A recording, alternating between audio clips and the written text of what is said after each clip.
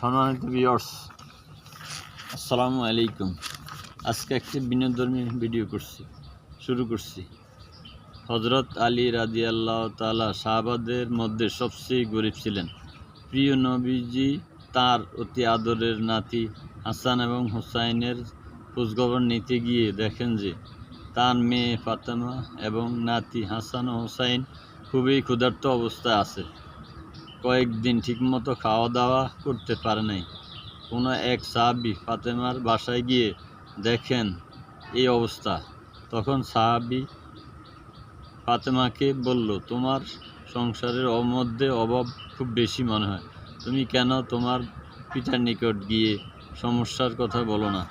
এই কথা শুনে ফাতেমা তার আব্বার কাছে গিয়ে বিস্তারিত বলল। তখন নবীজি ফাতেমাকে বলল, মা, আমার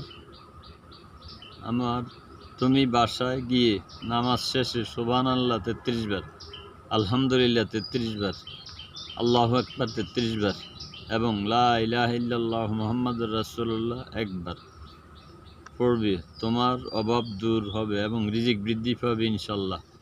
ফাতেমা বাবার নিকট থেকে খাদ্য না এনে ওই তাসবিহগুলো আমল করার চেষ্টা করল। সম্মানিত ভিউয়ার্স, দেখেন, এটা থেকে আমাদের অনেক কিছু শিখার আছে। এখানে লোভ কাজ করে নাই। বাবার কথা শুনে আল্লাহ পাকের উপর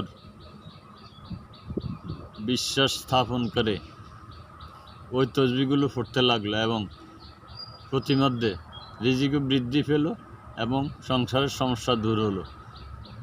কি বুঝলেন দর্শক? অবশ্যই চিন্তা ভাবনা করবেন। ভালো লাগলে ভিডিওটি শেয়ার করবেন। আসসালামু আলাইকুম ওয়া রাহমাতুল্লাহি ওয়া বারাকাতুহু।